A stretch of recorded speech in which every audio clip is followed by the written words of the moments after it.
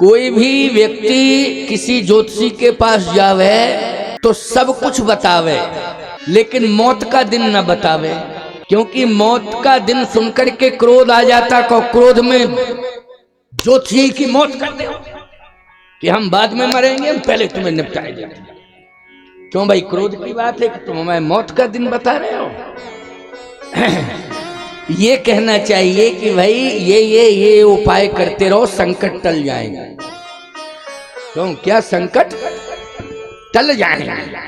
मर्म को जानते हैं कि अभी राम को राजा नहीं बनना है 14 साल बाद, इसलिए उन्होंने इस बात को 14 साल बाद स्पष्टित किया और कहा आज सुदिन शुभ घड़ी सुहाई। लेकिन 14 साल पहले क्या कहा, सुदिन सुमंगल तबहि जब राम होए जुबराज। अच्छा, वशिष्ठ जी महाराज ये जानते थे कि दशरथ जी किस तारीख को प्राण त्यागेंगे। दशरथ जी की मृत्यु सुनिश्चित है, ये गुरुदेव को पता है, लेकिन गुरुदेव ने ये बात स्पष्ट नहीं बताई, क्योंकि किसी की मौत की तारीख नहीं बताना चाहिए कुछ दिन। अच्छा एक बात बताओ, अगर वो बच रहा हो तब तो अलग बात है, मरना ही मरना है तो ये कह दो कि भैया ये उपाय कर लो, अमुक तारीख को बहुत बड़ा संकट आने वाला है, इसलिए ये उपाय आप कर लीजिए, ज्यादा अच्छा रहेगा। हैं, करना चाहिए, कहना चाहिए, बताना चाहिए। लेकिन नहीं, आजकल तो 2-3 बातें सब रट लिए हैं, यही बताते रहते हैं। क्या शीर्षक गाए हैं, सब कुछ बता देते हैं। कहे जाएंगे, आज देखेंगे, समझेंगे। मिले, हाथ बढ़ाया आपने, अच्छा अच्छा अच्छा, पैसा आता है लेकिन रुकता नहीं। हाँ, बहुत बढ़िया बात कही, बिल्कुल आप ठीक कह रहे हो। हाँ, ये बात तो सही, बहुत विद्वान है, बहुत बड़ा ज्योतिषी है। देखो तो अभी हम बोले भी नहीं, वो बता दिया, हाथ देखते ही पकड़ते ही पैसा आता है लेकिन रुकता नहीं है। अच्छा एक बात बताओ, इतने लोग यहाँ बैठे हो, ऐसा कौन व्यक्ति है जो ये दावा कर दे कि पैसा आता है और जाता नहीं है? क्यों भाई, आता है और जाता है, ये तो सत्य है। फिर कहेंगे अच्छा तुम सबके साथ अच्छा करते हो लेकिन दूसरे लोग तुम्हें धोखा ही देते हैं। हाँ बिल्कुल आप ठीक कह रहे हो, दूसरों से धोखा ही मिलता है, ये तो सबके साथ होता है। बोलो भाई, अब इसमें कौन बड़ी बात है? इसमें कोई बड़ी बात नहीं है। प्रिय भक्तों, ये हाथ माथ दिखाने वाला काम मत किया करो, समझे? इसलिए कि हाथ में क्या है क्या नहीं है, इसको गुप्त रहने दो। यदि तुम्हारा दुर्भाग्य है हाथ में तो हम सौभाग्य का उपाय बता देते हैं। क्या है वो? करतल हो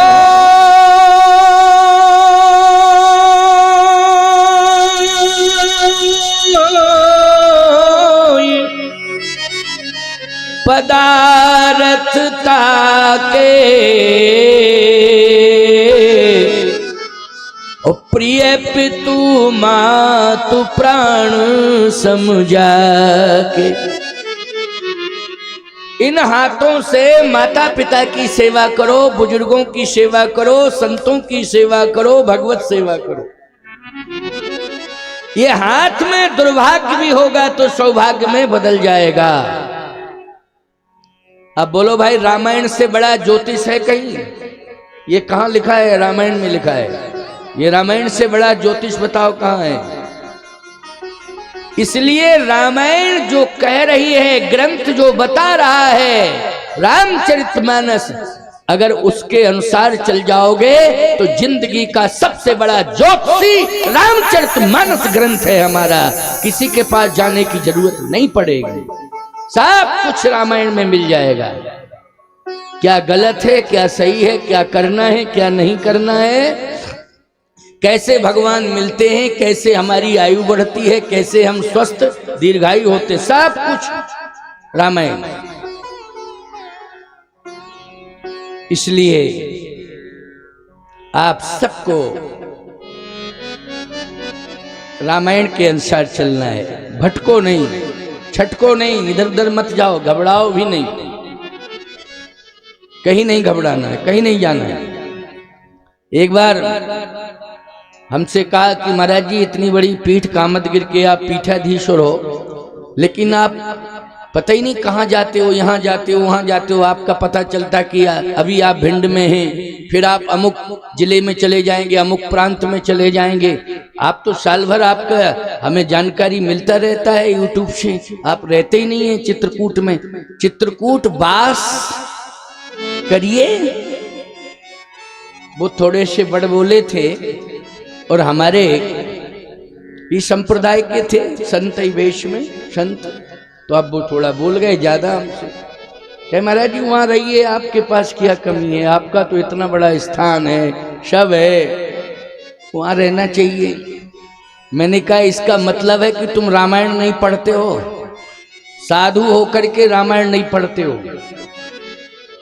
बोले कैसे हम पढ़ते, तो हमने कहा पढ़ते हो तो रामचरितमानस का अर्थ नहीं समझते हो, अगर पढ़ते हो तो रामायण का अर्थ नहीं समझते हो। अगर रामायण का अर्थ समझे होते तो ये बात मुझसे नहीं कहते कि आप चित्रकूट में नहीं रहते। मैं तो नित्य रहता हूं चित्रकूट में। बोले आप नित्य रहते हैं साधु होकर के, आप कैसी बात। हमने कहा चुप रहो, रामायण का अर्थ पहले तुम सुन लो। कैसे मैं नित्य रहता हूं चित्रकूट में। राम कथा मंदाकिनी,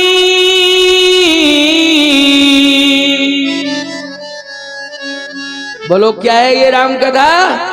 राम कथा मंदाकिनी, राम कथा मंदाकिनी,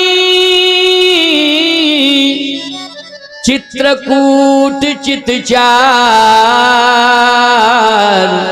तुलसी सुभग स्नेह वंशीय रघुवीर बिहार।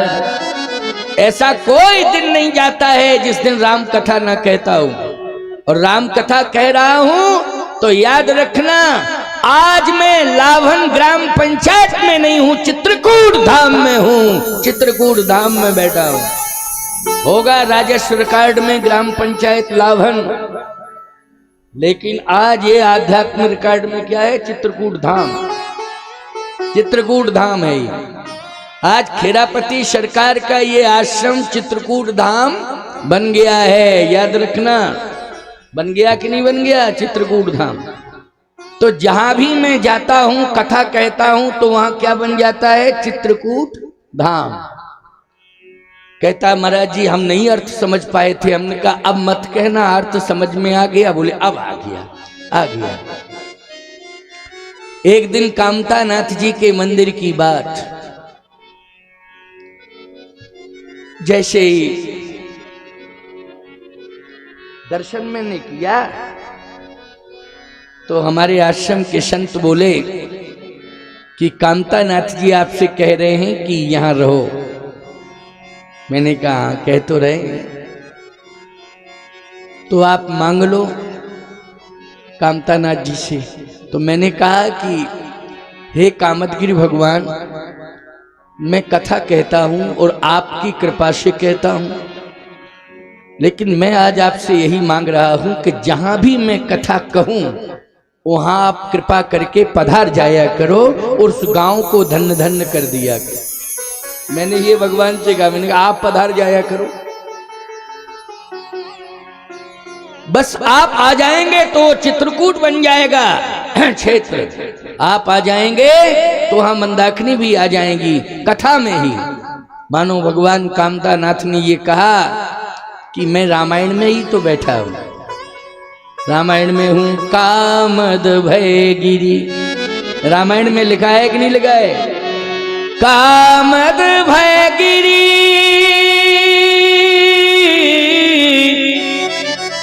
राम प्रसादा,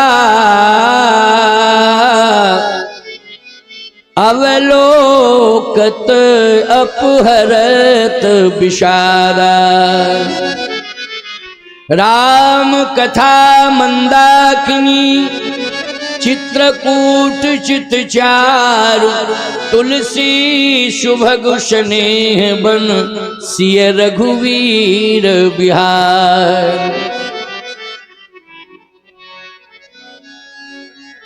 इसलिए मैंने भगवान से बार बार प्रार्थना की और प्रार्थना करते करते आंसू निकल पड़े।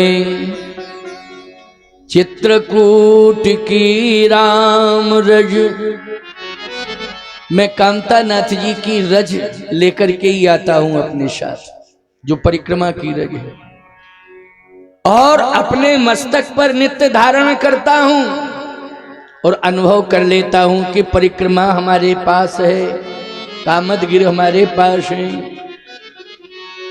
चित्रकूट की राम रज पै कर्मा की धूल, उड़ उड़ पड़त शरीर पर पाप हो ये सब दूर। इसलिए वो रज भी हम साथ में लेके आते हैं। वाह, कामदगिरि भगवान यही है, मंदाकिनी यही है। ये जो कथा चल रही है ना, ये प्रवाह है, यही मंदाकिनी का प्रवाह है, और आप सब उसमें अवगाहन कर रहे हैं। तो बिना तिथि के कोई आ जाए, बिना सूचना के कोई आ जाए, जिस तिथि में आ जाए, लेकिन बिना सूचना के वही क्या बन जाता है, अतिथि। तो आज राम जी को अतिथि बना करके भेजना है संतों के पास। लेकिन दशरथ जी ने नहीं समझा और उन्होंने कह दिया कि ठीक है महाराज, तो हम व्यवस्था लगाते हैं। बस इतना सुना है और चल दिए दशरथ जी। वशिष्ठ जी महाराज की आंख बंद हो गई। संपूर्ण तीर्थों का जल मंगाया, संपूर्ण तीर्थों की मिट्टी मंगाई, संपूर्ण तीर्थों की औषधियां आई हैं, वनौषधियां। जितने भी महात्मा तीर्थों में रह रहे थे, सबके पास निमंत्रण पहुंचा दिया है कि राम जी को राजा बना रहे हैं, पधारिए पधारिए पधारिए पधारिए पधारिए।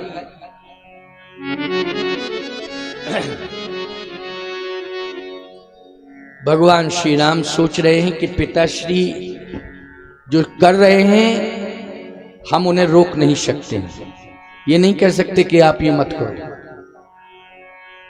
यही है मर्यादा। पिता कर रहा है तो पुत्र कहता है कि अब हम नहीं कहेंगे, हाँ दूसरों से कहलवा दे। जो समझदार बेटे होते हैं किससे कहलवाते हैं?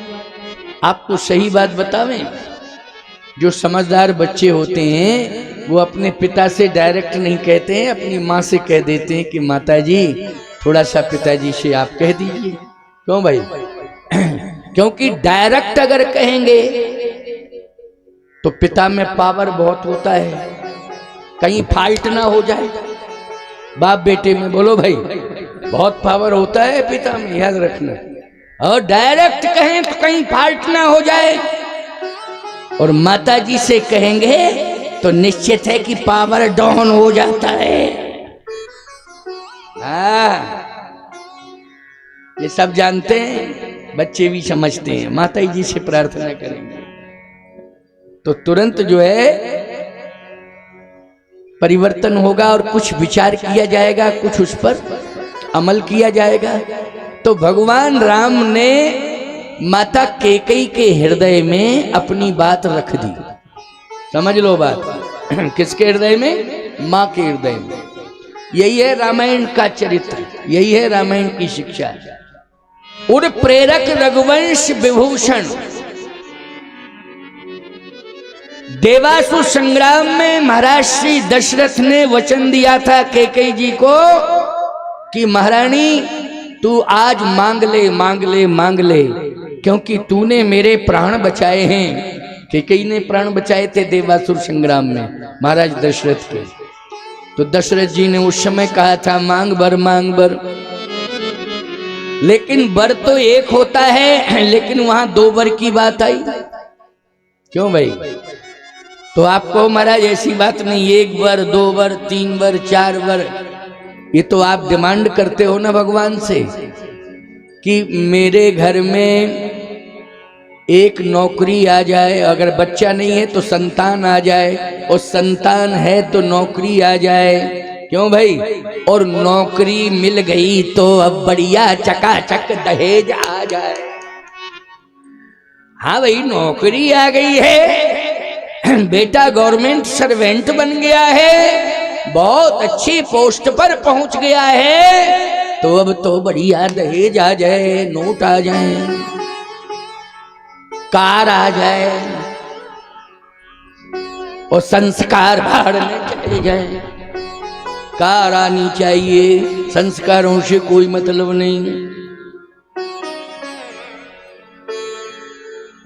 नहीं नहीं, भगवान से जब भी मांगना है तो कुछ भी नहीं मांगना है, यही मांगना है कि प्रभु आप मेरे हो जाओ। क्या? आप मेरे हो जाओ, बस। अगर भगवान तुम्हारे हो गए तो जो भी तुम्हारी डिमांडें हैं, बोलो भगवान अपने आप पूरा करते रहेंगे कि नहीं करते रहेंगे? फिर अलग से मांगने की क्या जरूरत है कि ये दे दो, ये दे दो, ये दे दो, ये दे दो, ये दे दो, ये दे दो। अलग से मांगने की कोई जरूरत नहीं है, भगवान के ही हो जाओ। हे प्रभु कुछ नहीं चाहिए, आप मेरे हो जाओ, आप मेरे हो जाओ, बस इतनी प्रार्थना करो।